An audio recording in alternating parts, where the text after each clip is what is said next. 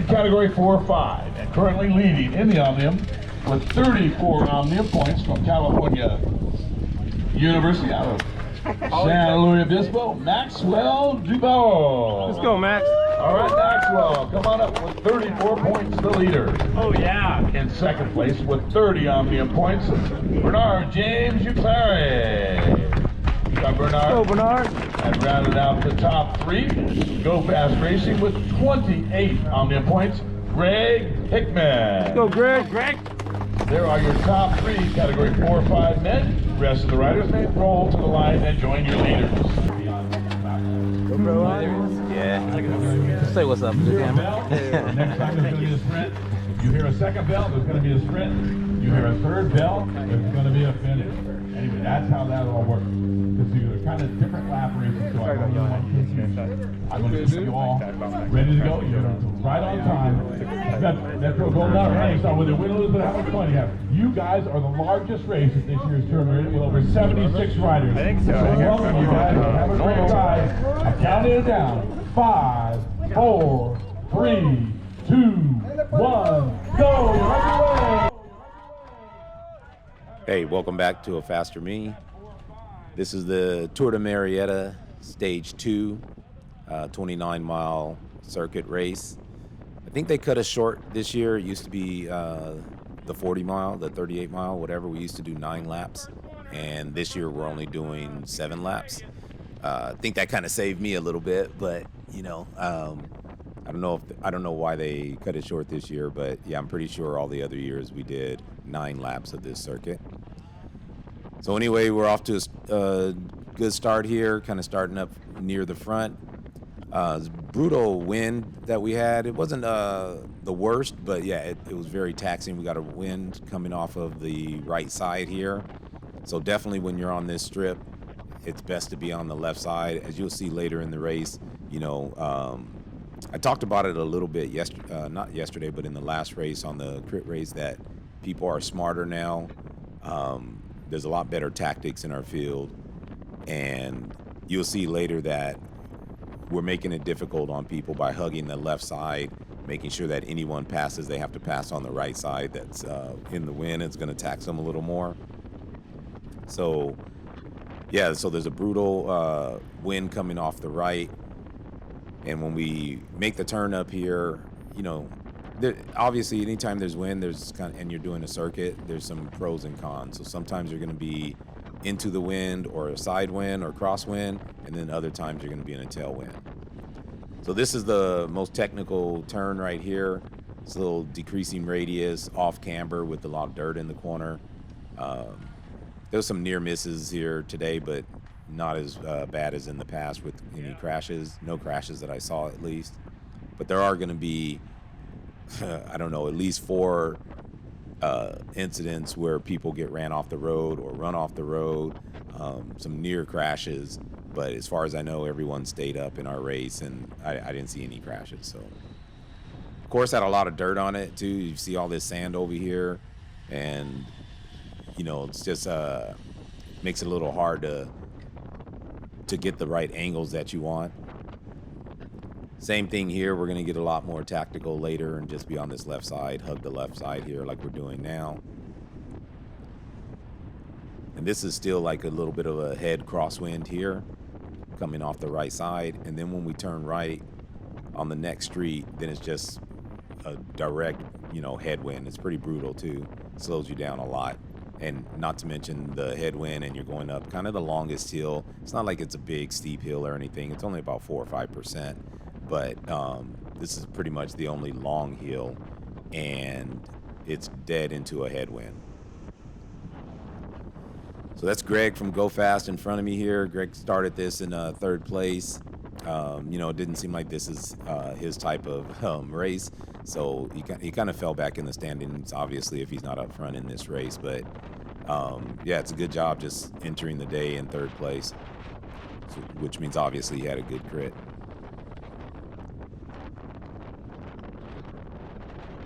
Yeah, and I think that's Scott to my left right there, the SDVC. Sorry if it's not Scott, but I'm trying to remember, and I think it was Scott.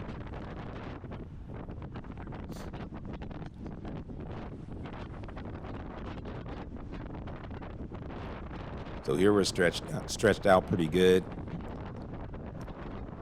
It's kind of a good rhythm. My heart rate's about threshold right now, so it's nothing too special. But honestly, our pace was pretty high. I've done this race a number of times. I never have really good success at Tour de Murrieta, so I'm always challenged to come back just because you never want a course to get the better of you. So I always come back and try to give it a go again.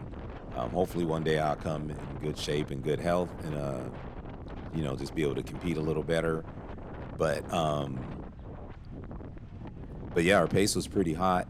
And on this first lap, I don't know where it was, maybe after this, climb and then the acceleration on the downside, I thought I was going to get popped early, But anytime you do like road races or anything that's rolling with a lot of heavy efforts in it, you just got to hang in there. You just got to keep pushing through. Your body changes. The way you feel, your body's going to change throughout the course of a long race like this.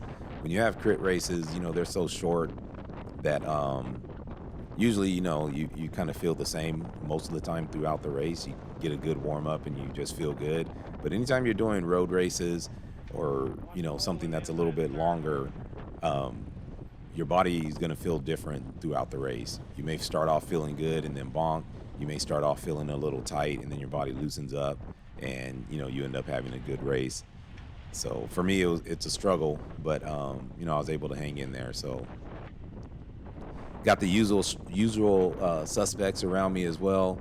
I'm riding with the guys from Velosport, a lot this weekend. So obviously that's just where we're at as far as like competition-wise right now. We're kind of at the same level. So you spend a lot of time around the same guys. And whenever you're doing 2-day races, 3-day races, things like that, you end up finding like, that competition level, and you end up spending a lot of times with the same riders. So you can see that little hump there. I say it's a little hump. It's actually a decent little climb, but we hit it with so much speed. You end up rolling with good speed over the top of it. I think we're still at 25 miles per hour hitting the top of that hill. And then this backside is really fast. And we have a little bit of a crosswind still, but it's slightly at our back. So if you're on the left side, it's a little bit more of a crosswind. So going the opposite way here, we want to stay to the right side and just protect yourself from the wind. I've been saying this for basically all year. I'm not in good shape. I'm not in good health right now. But I think the thing that I did well in this race was I hid from the wind a lot. It's an hour and 12-minute race or so. And I think I averaged like 230 watts for that time. And that's not it's not that many watts. I think last year I averaged like 247 or something for about the same amount of time. Actually, it's a little bit longer because we did 2 extra laps. But yeah, I averaged 247 I think last year and only 230 this year. And I believe this year may have been slightly faster. Obviously, it's a little challenging with the wind. And last year we raced in the morning. But last year it was also raining the entire race. So yeah, so I guess it was tough conditions both ways. Last year it was cold and wet for the entire hour and a half, and we did 40 miles last year, or 39, whatever it was. This year we only did 29, but it's later in the day and it's windy conditions. So, but what I think I did was I did a good job of being in the right position as far as the wind, because being out of shape, I did not think I was gonna hang up front the entire time, but I managed to finish, basically with the front group the entire time and just kind of position myself well in the wind to use as little watts as possible.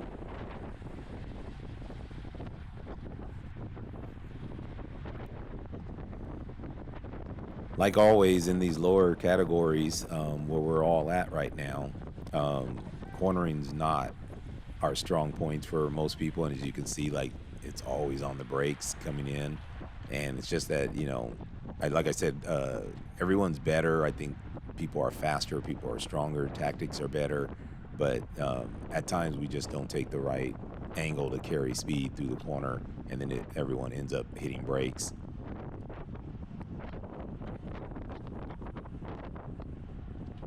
This next corner here is one of the tricky ones just because you hit it with speed, but it's actually a really tight 90-degree turn, and as you can see, everyone's slamming on brakes again, but you really got to take it wide and then flick the turn in late here so you don't run wide left there. And you'll see later in the race, there's people that just run off into the dirt. You know, it's really a turn that you should be able to carry decent speed from, but it is really tight and it's deceptive if you don't preview the course. So here again, we're kind of into a big headwind again. You can see the guy's jersey flapping all around. The wind's coming off the right. So if you stay to the left side here, you can move up pretty good without using that much energy. I know at this level, a lot of people don't understand like echelons and stuff like that. They just kind of ride wherever they want. But as you can see here, it's easy for me to like just float up using 0 watts. I know everyone's coasting, but you'll see later in the race as well. If you just hang to that left side, you're able to move up easily without using much power just because you're protected from the wind.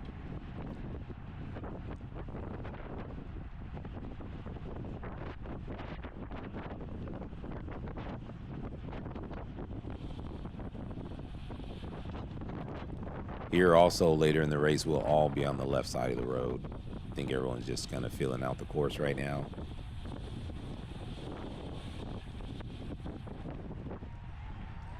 You know, one thing too, just from Victorville races, which I didn't do, but I was there with my wife and our team, and this race, you know, I think the promoters need to come out. You know, like obviously they preview the course, they go ride the course, make sure everything's okay.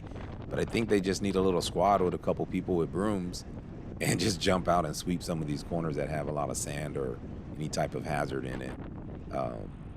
I saw at Victorville, one of the riders went around the course by himself with a broom and swept some of the corners. But I think that should just be done by the promoters. They get there early. When they take the ride and preview the course, they should identify some of the hazards and just sweep them or remove them from the course. I know it takes time, and I know we're always short on volunteers, but, you know, being that it's kind of a safety issue, I think that's just something that needs to happen.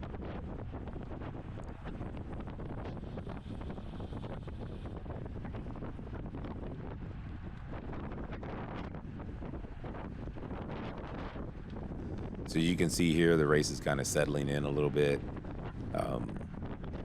I think, you know, we're doing somewhere around 10-minute laps here. I think my fastest lap was only like 10 minutes flat or 10:06, something like that, which is pretty fast. But, you know, you can definitely, without this wind, I think we'd definitely be sub 10. We'd be in the 9 minutes. But, you know, it is what it is. You just go into the pace that you can go.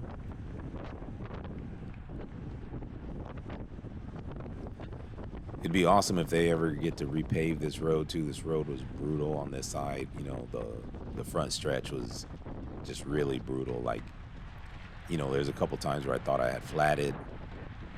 Sounds like your bike's gonna break. Yeah, it's just really, because we're going at a pretty decent pace up that front straight, but it's just really broken up. You know, it's worse than cobblestones probably. And I say that just because, you know, if it's a true cobblestone road, it's going to be fairly consistent. This one's like smooth and then potholes and, you know, then cracks, all that. So I think right here, a guy yells at me from behind saying, do I know how to corner?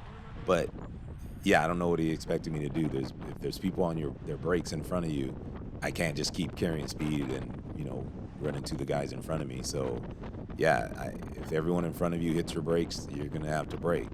And I don't know for sure if he was talking to me or not, but I just heard a guy yell from behind saying, hey, you know, do you know how to corner or something like that? And I'm just like, well, yeah, I mean, people in front of you hit their brakes, you got to hit your brakes. There's just no way around it.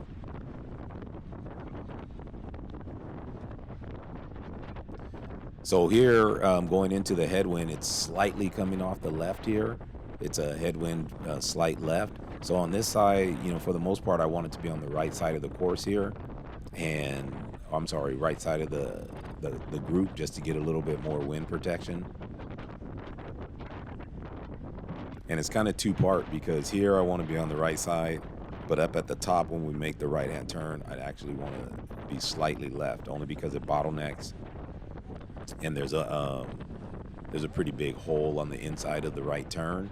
So whoever goes right, trying to stay tight, they usually have to slow down way too much, and you can carry a little bit of speed around the outside. But as you can see, sitting in here, and people are still braking a lot just because it's surgy.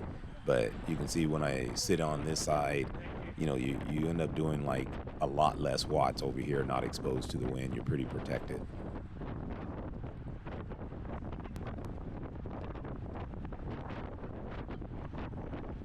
Shout out to all the CFT riders here. One of them have a bad incident, not a bad incident, but an incident later in the race where they get ran off the road a little bit and run up the curb. Great job by kind of tight roping the curb for a little while. I'll point it out when I see it, but it's right after the front straight on that little street where we turn right on. I think it's Adams, when we turn right on Adams, just before we make the second right. He gets pushed to the side, and there's no curb for most of the road, and then all of a sudden there's a curb there. It's kind of weird, but he gets forced up that curb, and he's just riding like the top of the curb for a little while, and there's like a drain ditch to the left, so I think he eventually runs off into the dirt, but just if I'm not mistaken, he saves it.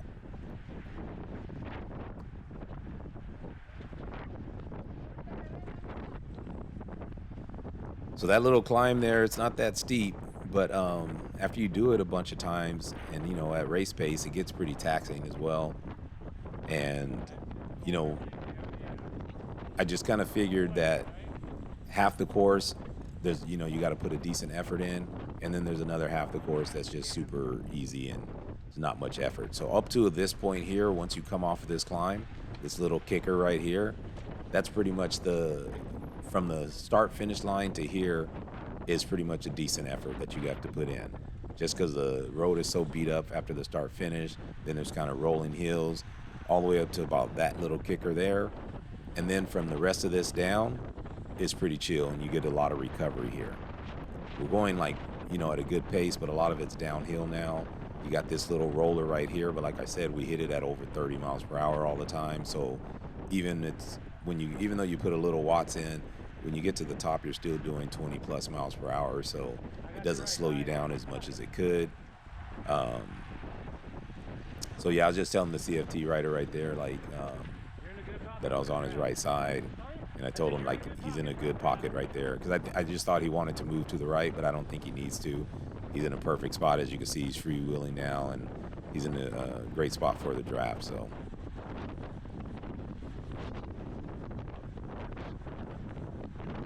So yeah, like I said here, there's a lot of recovery. You can see we're all freewheeling.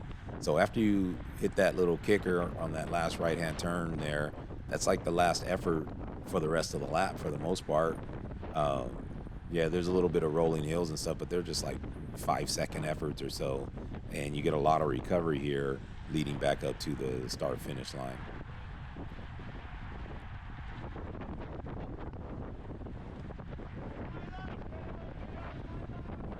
So you got the motorcycle there warning people not to be on the double yellow. Definitely don't pass on the double yellow. I forgot to mention that half this course is centerline rule. So this is part of the course that we have to stay on the right side of the road. And it's basically from, I think that street is called Guava. So from Guava to B Street is centerline rule. And then from B Street, through the start finish and all that, we can take up the whole road. I'll try to point it out right now. So there's the next little kicker that we just did, and that's probably the last significant effort right there. The rest of it until the start finish line is pretty flat or downhill, decently high speed, but then there's one part where you're against the wind, but again, it's not that long of an effort, so there's definitely a lot of time to recover here.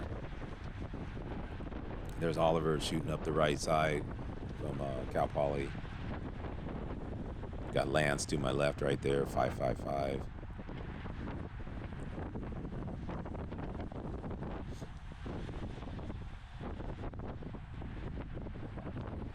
So I have to say I was happy with my effort on this day, just because like I said, my fitness is low. There was times where I wanted to, cash it in, but just being able to hang in there and stay with the group That was a decent accomplishment for me at this point. Like I said, I don't do well in I don't do well in circuit races or road races. Crits, I'm usually okay, but yesterday I had gotten dropped in the crit with like a lap to go, lap and a half, something like that. So wasn't feeling so confident in my physical ability, but it worked out. Not a great finish. I think I finished 31st or something, but it's not the end of the world either.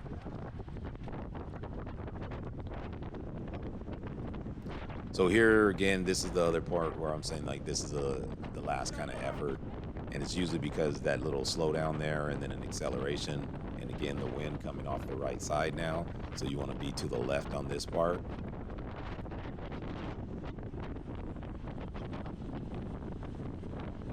So again, you just want people shielding you from the wind, and that's what I was able to do well this weekend, is just pick the right spots, pick the right side of the peloton.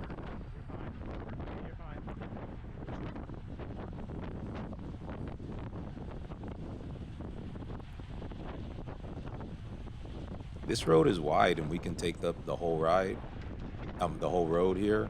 So I don't know why we have to slow down so much. We should have been able to carry a lot of speed through that turn.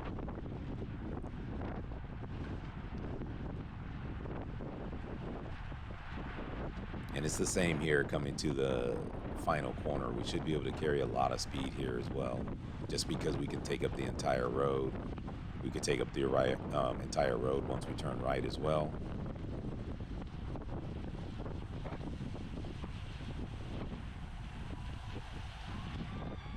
So again, here when you turn right, being again that the strong headwind and wind coming off the right side, you want to be all the way to the left as far as you can, just to protect yourself and give you a shield on the right side.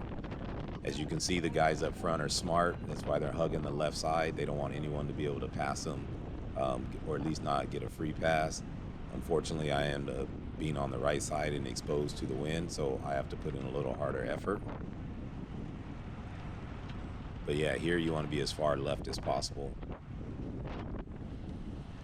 This is one of the differences I try to tell my wife and that I make on the women's races is the women will be on the right side of the road the entire time. I'm talking about the women's 3, 4, 5.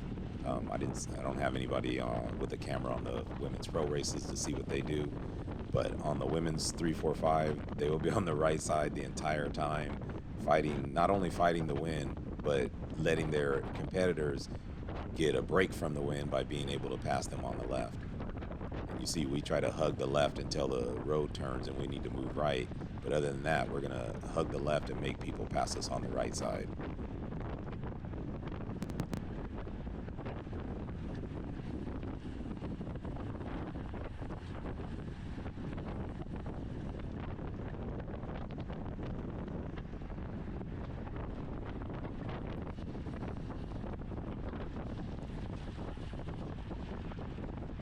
Once again, we're coming up to this decreasing radius turn here. For me, I want to take it wide. I want to start to the right. Have a very late apex here, so I'll be shooting up the road just like that. And then there's no chance of running wide or running into anyone else. And you'll see later that some people cut themselves off and they start turning in too early, and they either run wide or they have a possibility of running into another rider because the road kind of comes back into you. Here again, we should be able to carry high corner speed through here, but again, everybody's on their brakes, so you end up having to slow down. And all of this part is still full road that we can use. We're getting some pretty good acceleration out of these turns. It's kind of taxing. We're down to 19 miles per hour, and then we're up to 28 miles per hour. So almost 10 miles per hour difference just from in the turn, in the middle of the turn, or the slowest point of the turn, and to coming out of the turn. So here, once we make the right, it's center line rule. We have to stay to the right side of the road. And as you can see, we caught some of the women already and starting to pass some of them. They started about 5-10 minutes in front of us. I can't remember which. And this is about I think this is our third lap. and we've caught some of the women already. So again, here I want to be on the right side just to get some protection. Oliver looks over and kind of moves up, but yeah, you want to be on the right side. It's a little easier to move up on the right side here, and you should be able to save a good 50, 60 watts or so just being on the right side opposed to being on the left.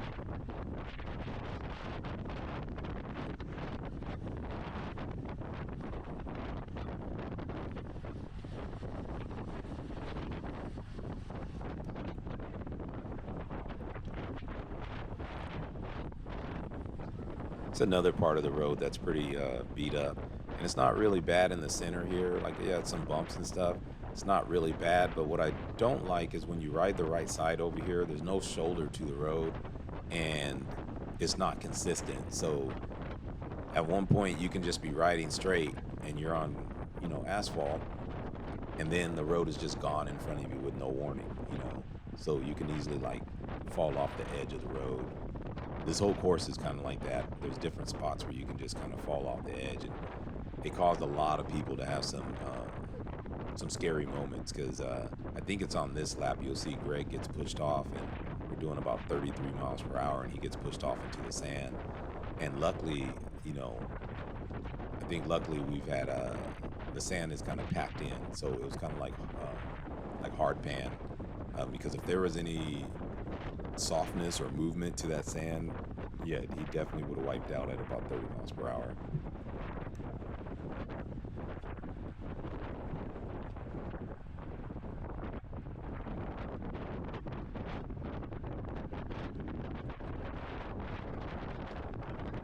So as you can see, I've been on this right side going up, and was able to save a lot of power just being protected on that right side from the wind. Then there's the big hole right there in the middle that I was talking about when if you're on the right side of at that turn. So I kind of want to be on the left sometimes there, but again, we're center line rule here, so we can't go across the double yellow, and that just makes it tight here. Our group, we had 76 riders or 76 plus. We're super stretched out. Being that you can only use half of the road, it gets really stretched out, and it's hard to get back up to the front sometimes.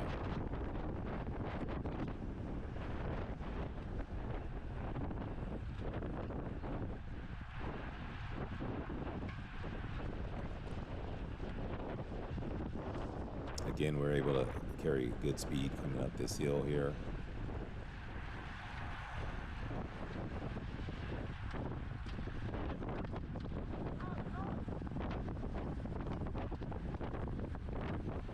And then again, the rest is all recovery. So a couple years ago on this side right here, that's why they made a point to say you can't go around cars. Is a couple years ago in this race, there was a car in front of us, and a lot of the guys wouldn't neutralize. They just swarmed the car, passing it on both sides, and our entire field got disqualified. Everyone, even if you didn't pass the car, everyone got disqualified from the race. It's kind of crazy.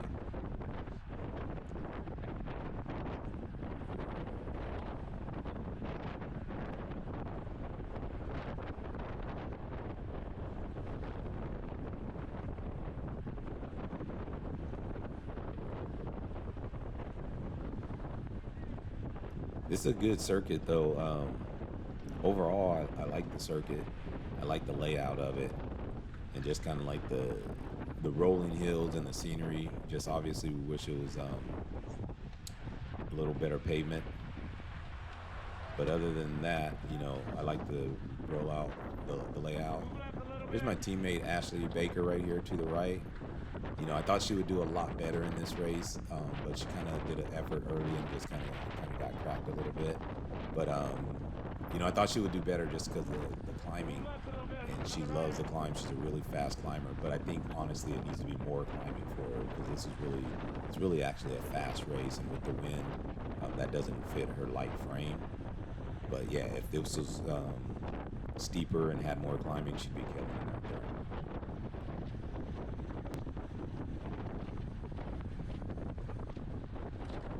I want to say she got 8th or 9th overall in the Omnium for the women.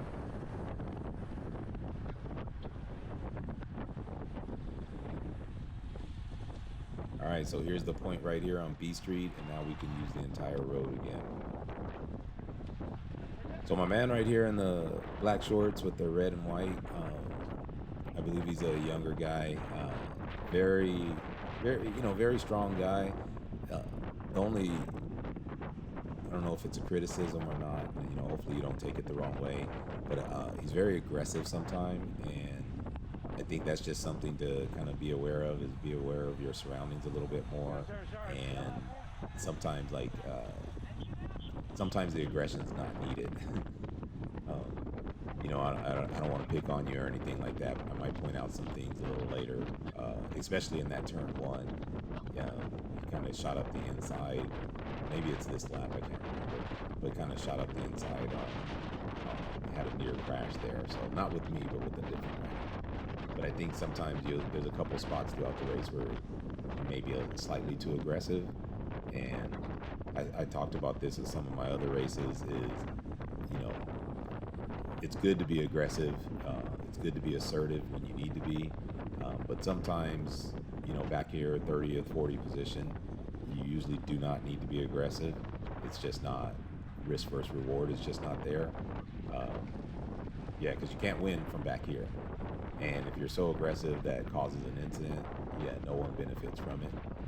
It's a little different if you're up fighting for first place, second place, third place, whatever the case may be, and you need to hold your position. That's a little bit different. But when you're back in 20th, 30th, patience is the key.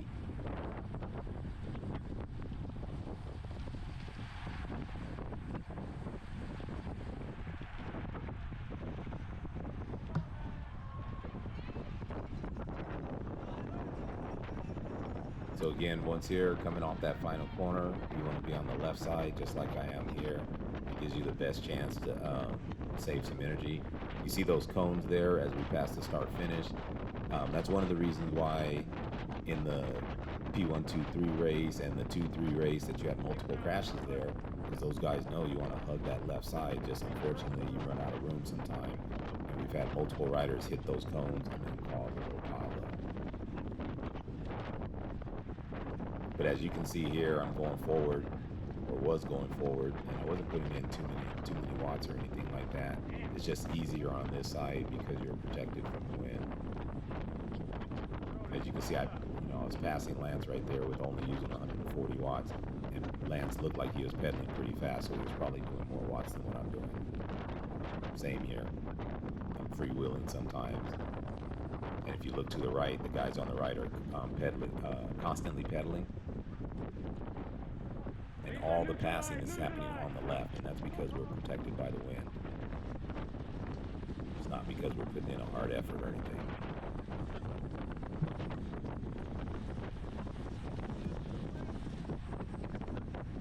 I'll probably say that a lot, just because we're passing the girls right here. That I should give a shout out to my wife, and the team.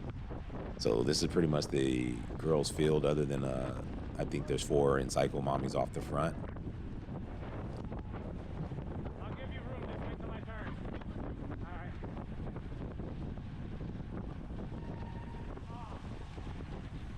Dive bomber, dive bomber. So that's one of the incidents I was talking about right there with the young man in the black and red.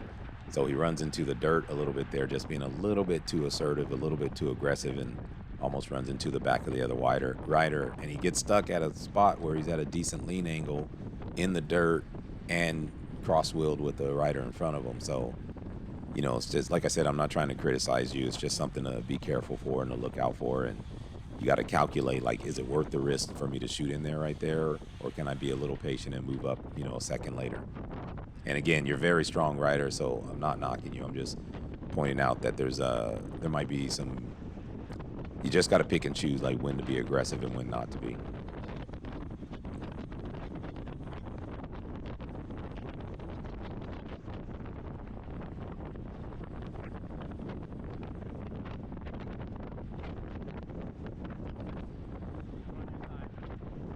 You're fine. You got it.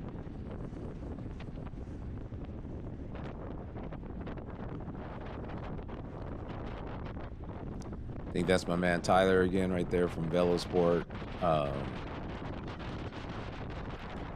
I think that's him. But yeah, again, like I said, I've been racing with the same guys this weekend, so obviously we're just kind of evenly matched this weekend, and that's just where we're at.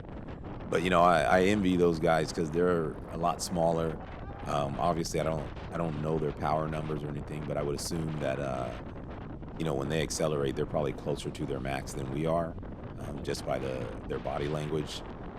They have to really get on it to hold a wheel, and especially out of those corners. So a lot of times they're like in a full sprint, full bike wag.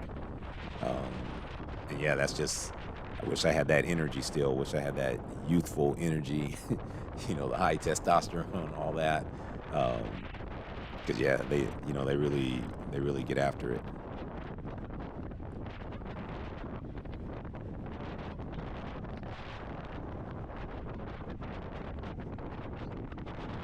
Here is not a big deal. I just fell back a little bit there so I can get a little bit more shelter. And as you can see, as I did that, my watts went way down.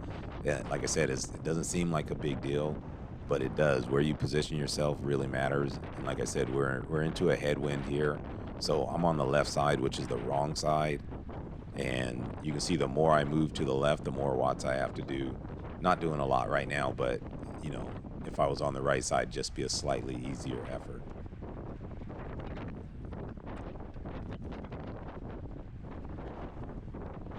Once the road goes up to 6%, though, we always have to put a little power in.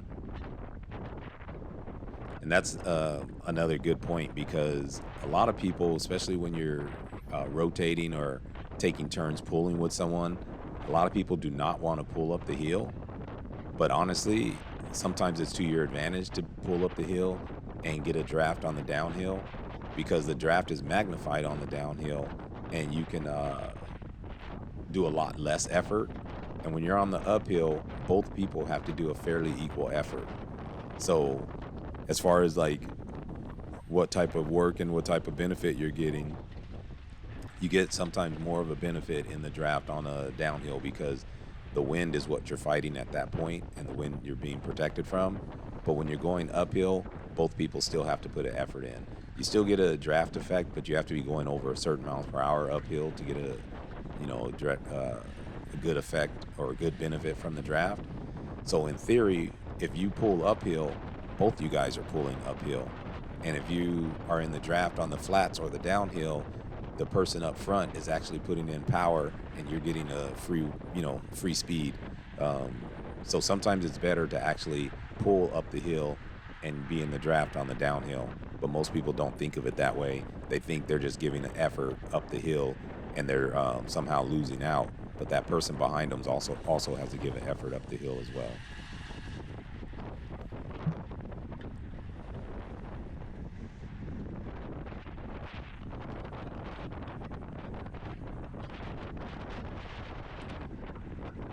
So I think here I'm on the right side, and I think the gentleman in front of me wants to move to the right, and I let him know that I'm on the right.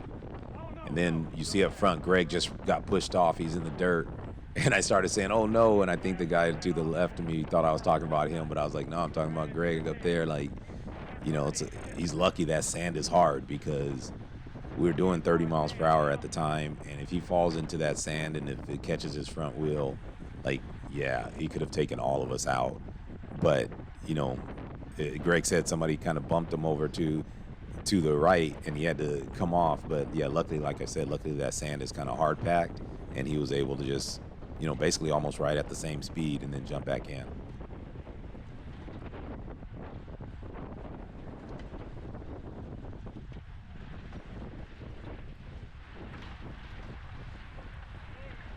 So we're roughly like halfway through now.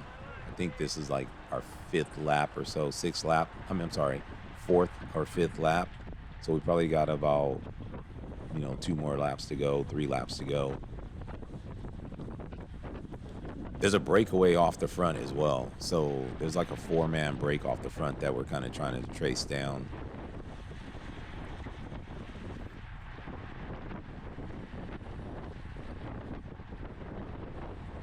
Obviously, I'm so far back, I don't know who's in the break. I will move up to the front in a little bit. It was almost a mistake though. Moved up to the front and just you got to put in so much more of an effort. And once it's strung out and you're in the front, there's no real protection from the wind. Obviously, you still get a little bit while drafting. So yeah, I almost ended up popping myself going up to the front for a half a lap or so. Too much braking.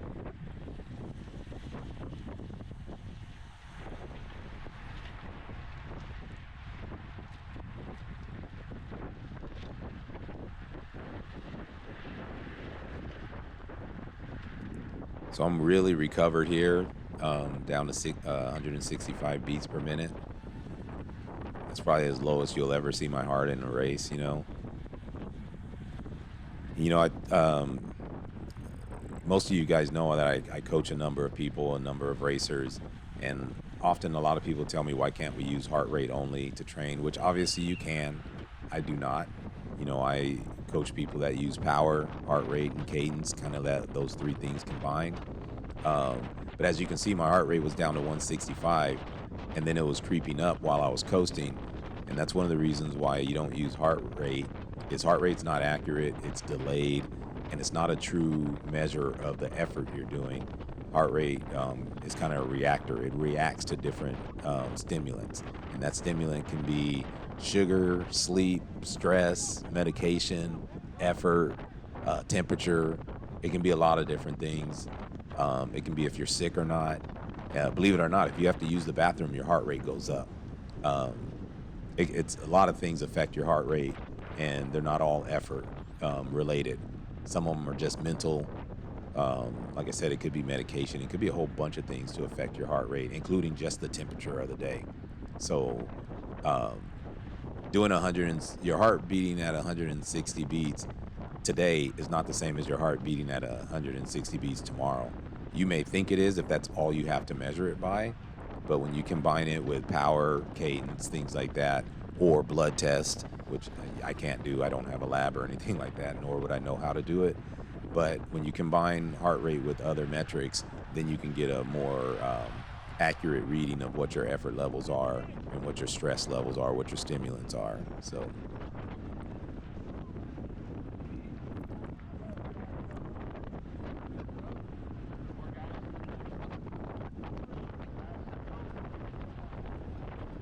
All right, so I think we're down to 3 laps to go. Pace seems to be picking up just a little bit.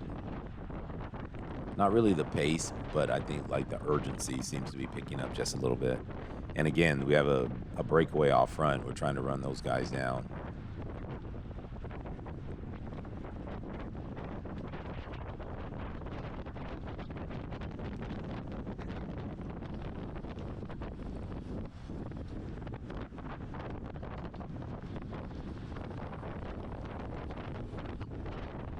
So as you can see, this left side's moving forward again, trying to follow Lance. Lance almost takes out the guy right there in orange. Just trying to hang in there with the draft. And like I said, this road is so beat up. So Lance tries to bridge because the brake's in view now. So Lance tries to bridge to the brake. I don't think he quite makes it. Maybe he does. But yeah, I definitely wasn't trying to bridge up to the brake, so I just slot in here, and you can see I'm really saving a lot of energy. I was down to 100 watts. Heart rate's up to 180, but that's from the previous efforts, because like I said, heart rate's delayed. So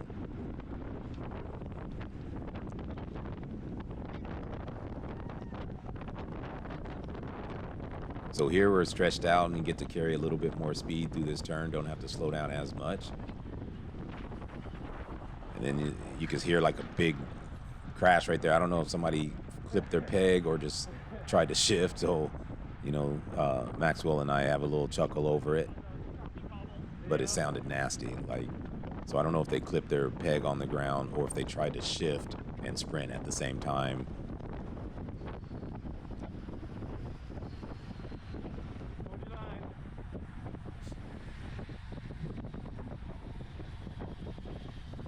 Once again, there's less people here, so we were able to carry good speed through here. Finish out on the left side just like I wanted, back up to 28 miles per hour just in like a second, just because we didn't have to slow down as much. And you can see the guys from the break. They're up there about to turn right, I think, right now, so they're still a little bit in front of us. You see guys are trying to bridge hard to it. think they're just turning right now on the street up there.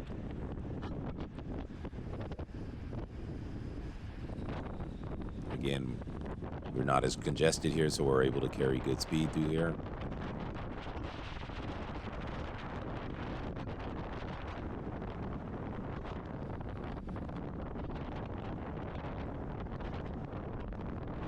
So now I'm pretty much at the tip of the spear, back at the front of the peloton here, and just trying to, I'm just trying to get carried, honestly. I'm trying to just take advantage of the speed everyone's doing, the efforts everyone's doing. I just want to get some free speed rolling up to the front. The break's about 50, maybe 50, 60 yards in front of us. And honestly, they weren't giving up. It was hard to catch them. You know, no help from me, but you know, that gap was staying about the same. And you can see, you know, when you're stretched out, it means you're obviously going faster. And yeah, it was hard to catch those guys. They weren't giving up. They were still putting in a hard effort, and it's only a small handful of them. You can see how much more effort it is though here when it's a little thinner like this. You gotta put in more effort. You're not as protected from the wind. And again, I'm not one of those high FTP guys. I don't have a lot of sustained power.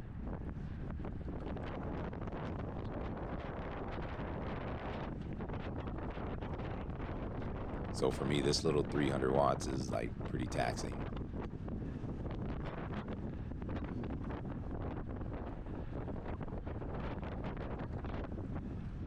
And I'm not a big guy, but I'm also not the lightest guy. You know, right now I'm probably about 175. You know, that's skinny. I'm super skinny because I'm tall, but a lot of guys are just, the bigger guys have a lot of power, and then the small guys have power to weight. So I'm kind of in that middle realm where I don't have the greatest power and I'm not the lightest.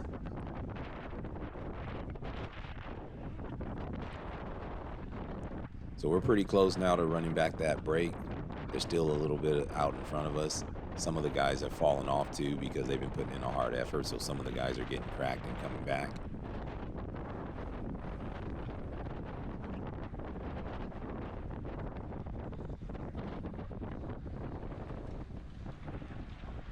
And other than like maybe two guys off the front now, I think we might be all back together just about.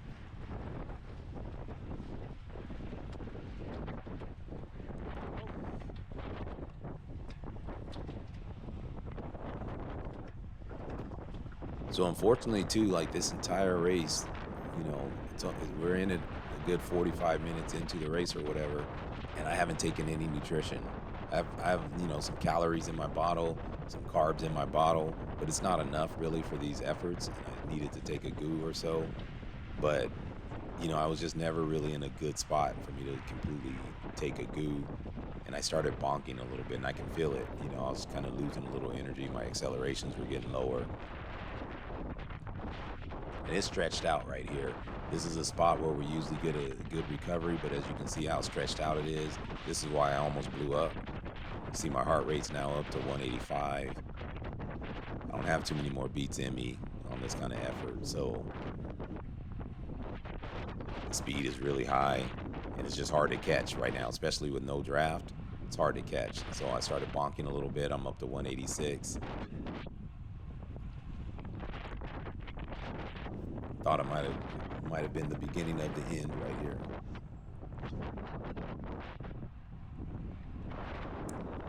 Still giving a decent effort, trying to get back on the wheel. Guys are passing me so fast I can't even jump on the draft. But the good thing is that I was at the front, so there's a good 60, 70 people behind me. So, you know, as that gap gets closed now, then naturally it puts me back in the draft.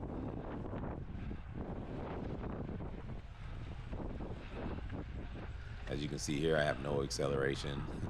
Guy behind me is like, dude, come on. I was like, hey, this is what I have right here. I have no acceleration going up this hill. I'm just about to blow up.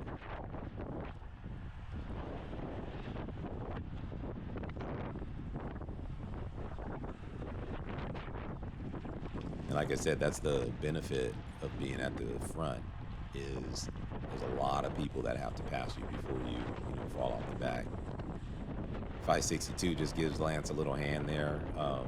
Nothing special. It's just kind of preventing them from running into him so they don't run all across the double yellow, especially with the motorcycle there. I think overall it's still better to give verbal commands, but he was under control and all that kind of stuff. It's not a big deal. It's just as long as everybody recognizes their skill levels.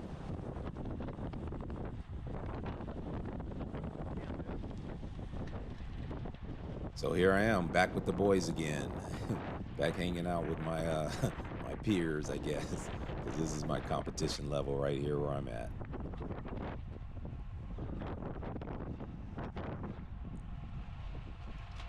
Still a little low on power here because, like I said, I can feel I was bonking. I needed some calories, needed some carbs, but I didn't want to take a chance of like messing around with goos or anything, or my SIS gel, and at the wrong time and falling off. We have to match so much. There's so much accelerating going on. If you look at the two guys there, they turned in a little too early, couldn't make the turn, and ran off into the dirt. Like I said, it's just something we all have to pay attention to, especially at these lower levels. Is you got to get your lines right. That's what allows you to be able to carry higher speed. You got to get your lines right. Most of the time, more often than not, taking a wide approach is going to be the best approach. Unless it's the last lap or you're trying to prevent someone from coming underneath you, you're going to need to take a wide approach. And the tighter your approach is, the slower your speed has to be. So, even though I'm a little bit cracked right here, I'm starting to recover a little bit. And the good thing is, what we just talked about is people corner kind of slow. So as long as I'm able to be attached when we're coming into a corner, I'm always pretty confident that I can catch up through that corner. You'll see it again on the next corner.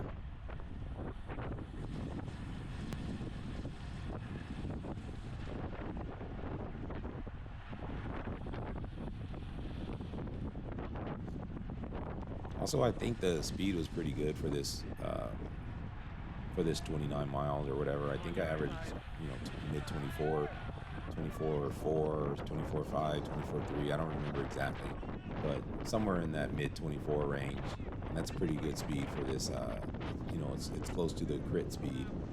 So yeah, that's pretty good for a circuit race, especially with the little rolling hills, X amount of turns, this high winds that we had. So yeah, we definitely carried some pretty good speed. It was a pretty fast race.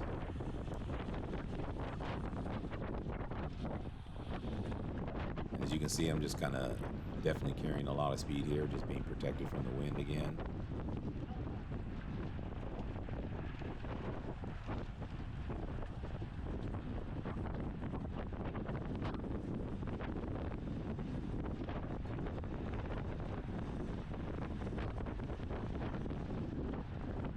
Yeah, this is the part of the road that this was the most beat up. You can see everybody's like trying to pause a little bit. Sometimes you'll see them get off their seat, hitting these bumps and cracks. Like it just felt real bad. And I'm surprised we didn't have an incident here just because of the speed we're going and how close we are. I'm surprised hitting all these bumps. I'm surprised nobody's hooked handlebars or anything like that.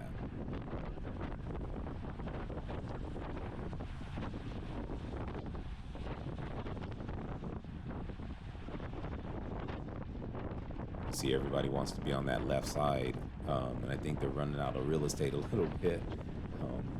You see guys running into the dirt and stuff like that every so often. All right, so here we're coming up to the decreasing radius, so I move over to the right side now. Again, you just always want to get like the best angle that you can for different turns.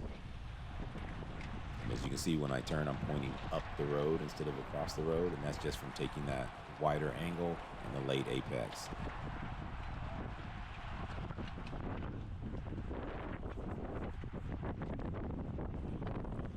So I think when we turn right here, I think this is when the CFT rider gets pushed up the curb. It's kind of scary too, because luckily I think the curve kind of ramped. It was, like at the angle of a ramp, because as you can see here, there's people in front of us, so there's no way we can see what's in front of us on the ground. And the guys in front of us are going to swerve to the right at the very last second and forces the CFT rider to go up the curve here. You'll see it about right now. So there he goes up the curve. And yeah, luckily I think he was able to save it. Once again, it's just lucky that this dirt is hard packed out here and not soft, because if it's soft and grabs that front tire, man, we would have had a lot of crashes this weekend.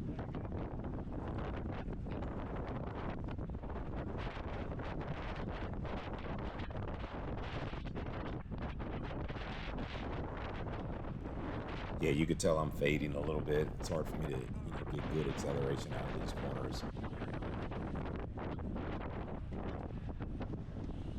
There I go. I take a little bottle, take some carbs in. It's not enough. I think that bottle, I was out of the SIS, beta fuel. I was out of it, so I had to use that carb drink that they gave us.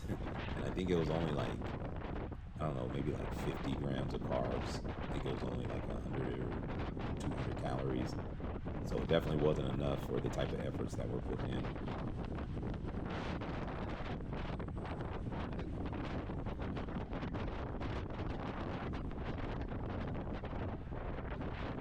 Yeah, and I'm pretty sure now that we're all back together, that the brake is caught. We got a lap and a half to go, maybe 2 laps. But yeah, so you can see the group kind of settled down a little bit now that the guys are not on the brake anymore. Which is a good thing, because then you're able to recover. You can see my heart rate's way down now, back down to 172. I know that doesn't seem way down, but that's kind of normal for me right there, race efforts. I also set a new threshold heart rate for this race. I believe it was 177. It used to be 172. So yeah, 177 for an hour and 10 minutes, or hour and 12 minutes. It's pretty high.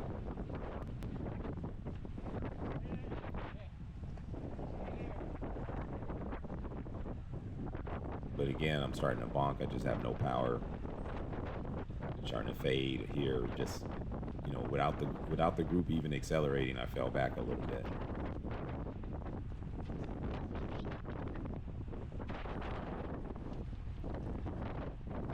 This is another sign. That low heart rate is another sign of when you're kind of bonking and you need some fuel in you.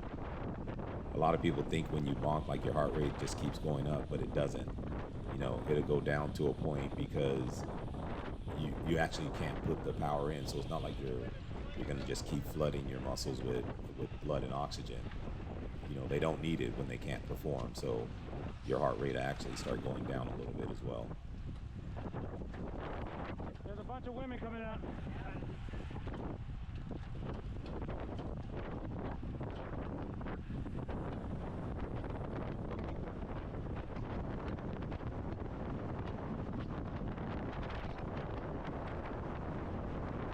All right, let's go, Scott. Let's make it up this hill. Scott puts down a lot of power too here. You can see he was fading a little bit, but he's not really ready to quit. Throws in this big dig here, which I can really appreciate because I need the draft. But you can see it's just taking a lot out of him here, and it's late in the race.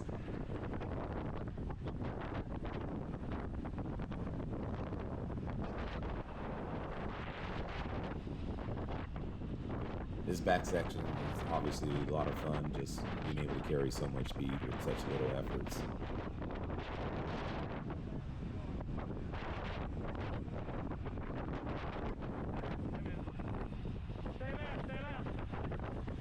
So now we're passing a couple of the women again. It's one of our friends, Lisa Mohammed, right here. I think that's Kim in the middle. I forgot her last name though. Good to see Kim back racing. I believe she had a baby last year, and yeah, she used to be a regular out here racing. And I think this is the first time I've seen her this year. So, and then that's Laura up there from Lagrange. Laura used to be one of the athletes I coached when she raced for us for PAA.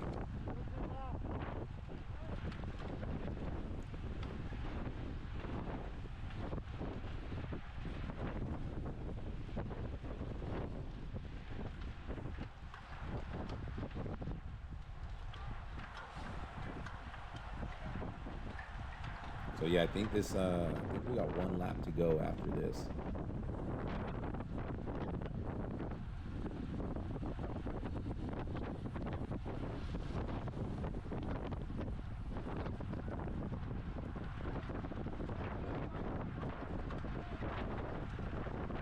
I don't know if it's right here or if it's on the last lap. We'll go to Encyclo Mommies. I don't know if it's here or if it's on the last lap. I think it's on the last lap, but someone loses their GoPro. I just saw the GoPro like hit a couple people, and I saw it like flying off to the right side of the road. Just don't remember if it was here or not.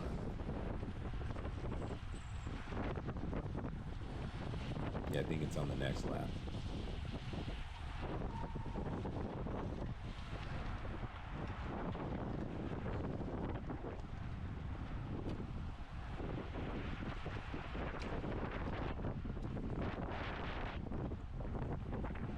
Yeah, these guys go hard out of these corners, man. It was killing me. It's like 600-700 watts every corner.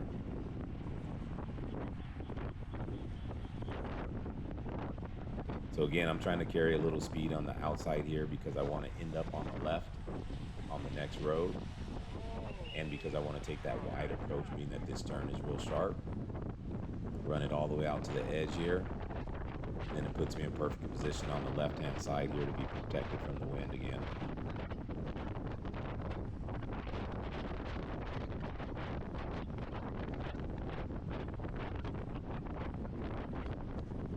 Once again, there it is, like you're on the left side, not using any watts, been able to move up like with very little effort. Greg shoots up on the left side there. This is what I should have done again. I moved up here last lap and I should have done it again just to be near the front going into the last lap. Of course I didn't, so then I'm stuck way back here.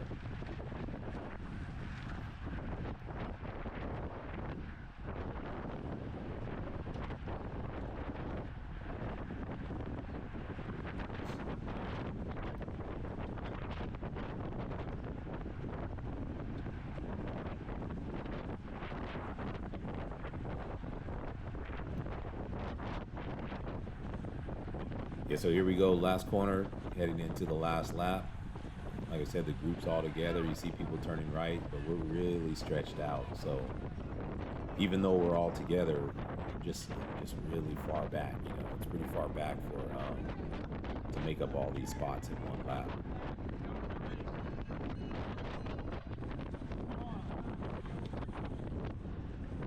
A little bit caught on the wrong side here. I'd rather be a little bit on the left, not on the right, because I'm basically just in the wind.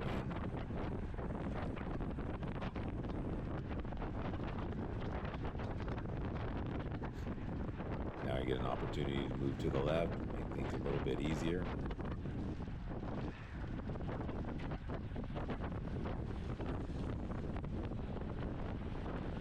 You can see it's getting tight. Everybody knows the last lap. Everybody's a little desperate, wanting to move up as much as they can.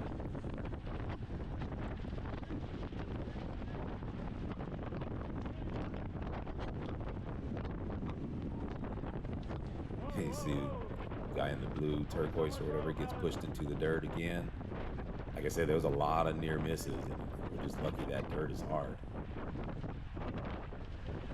Could have been at least 4 or 5 crashes, if not.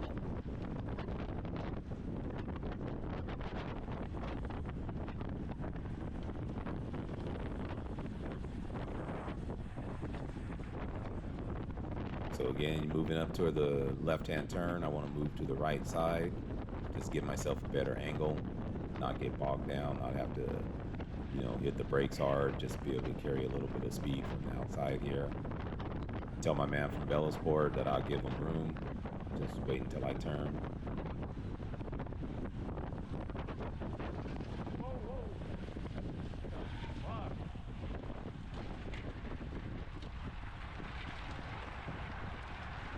Still a little tight.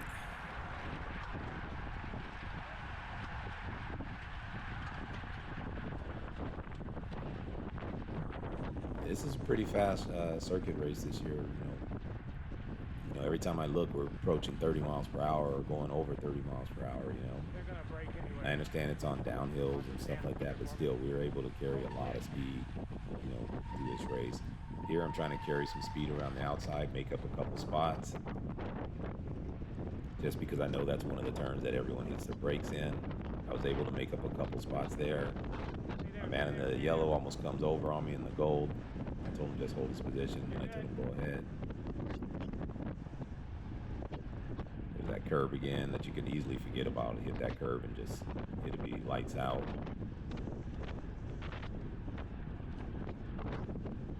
See how stretched out we are. Everybody's fast. Look how long the head of the snake's way up there now.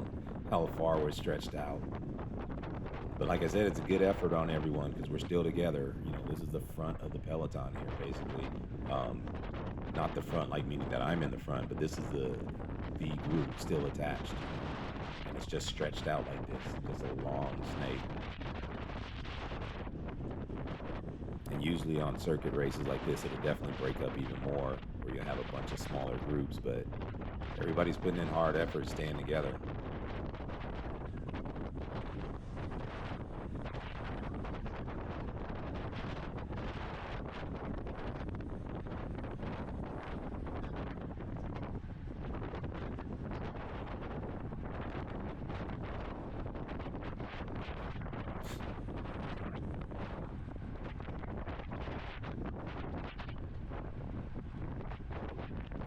So like I was saying earlier, like it's a give and take on when to be aggressive and when not to. So if you see the Velosport rider moving up the right here, see, I think this is okay with his assertiveness.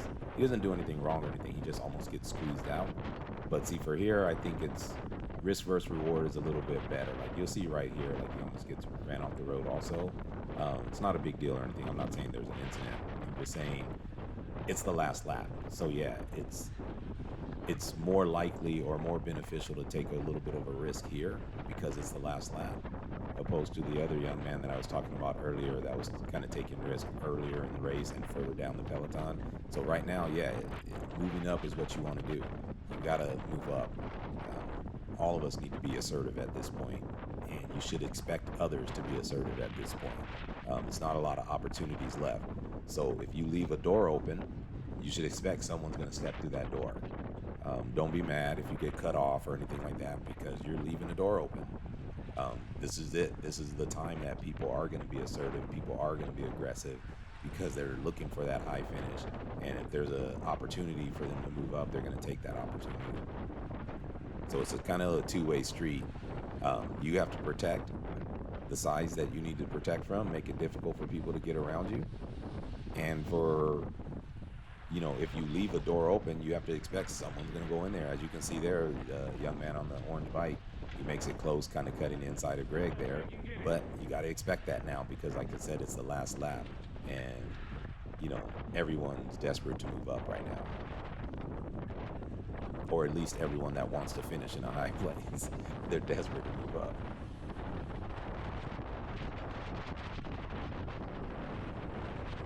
So yeah, it's just another reminder. So like, yeah, early in the race, no need to be overly aggressive. There's a lot of time. You got to be patient. But yeah, later in the race, of course, people are going to be aggressive and they're going to take any opportunity that someone leaves open. And hopefully they take responsibility too if they get it wrong, and not blame someone else. Like, yeah, when you're passing someone, it's your responsibility to pass safely. So, you know, it's understandable that you're going to take that chance, but you also got to take responsibility if you didn't have the skill level to make that turn or whatever it is, and you take somebody out, you know, don't start blaming other people. Just take responsibility for it. It's all just racing. It's no big deal.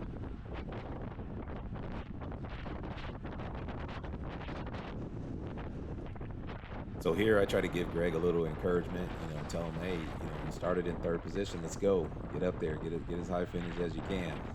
And honestly, it's a little bit of a Jedi mind trick on myself because, you know, I was fading as well. You see my heart rate's 184, I was just about done as well. So, you know, encouraging others also can sometimes psychologically give you the strength to go on as well. Here I start yelling at Lance because he's going backwards. I can see his head's down. I just start yelling, Lance, don't quit. don't quit, you got it, go. And you see he gets motivated, he puts in a little dig, and I'm really trying to motivate myself. I'm trying to motivate myself to like, hey, don't quit, just go. Like, it's the last couple corners. I usually have a decent sprint on me. Even when I'm tired, I usually have a little bit of a pop. So, I was like, if I can get anywhere closer, which of course I can't, you know, I can't get up there. I should be a little bit more aggressive here and just go up the inside because, like I just talked about a minute ago, that door was open. I didn't take it, and that's just what I get. I wasn't assertive. Didn't take it. Could have moved up a couple spots. So again, if you want a high finish, and those little opportunities, so that's when the GoPro fell off. It wasn't mine, but I just had to double check it because a GoPro just fell across the road right there.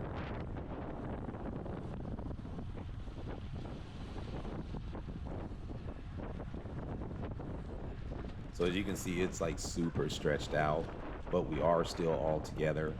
We only got 2 more turns to go, 3 turns to go, and everyone's desperate. I was a little delusional right here. I was thinking like, on the next straight, I can make up a couple spots on the left-hand side. You got this, Cat? There goes Catalina to the right, Critwit to the left right there. And so here I was thinking like, okay, I can shoot up on the left-hand side, make up some spots. There's Melissa.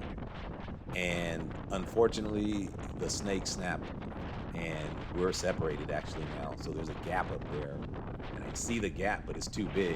So I wanted to accelerate and then I'm just like hitting so much wind right now. And I was just like, yeah, that's not gonna happen. Let me slide in right here, get a little bit of protection. But we're separated now. As you can see, the front group's up in front of us, and that snake just snapped somehow through that turn. So there goes the front, making the left already, and with 1 corner to go, there's basically, no way you're gonna move up too many spots here. I'm already kind of dying. You see, I just accelerate a little bit. Can't even really accelerate. Like I said, heart rate's delayed, so I'm actually more tired than what that 180 beats say. These guys are going, and yeah, I'm like so fatigued. I feel like I bonked right here. Like I just did not have any energy. You can see me. I'm putting my head down. So I see Tyler go by me here too, and I'm like, all right, dude, I got to beat you. And Latara's about to cut into the right, so I just tell her stay wide. Then I just launch a little bit of a sprint here, only hit like 900 watts or 880, whatever it is. And that's about it. So, yeah, hard race, good fast race, a lot of wind. Yeah, thank you guys for watching. I'm going to try to get the women's films out, races out, but I need the girls here, and they haven't been available. So whenever they're available, we'll get the women's races out. They had some good races this weekend, so. Another thing here, when the race is over, please do not flip a U-turn. You'll see the guy right here is just about to flip a U-turn, almost take the girl out. You gotta kind of move to the side of the road,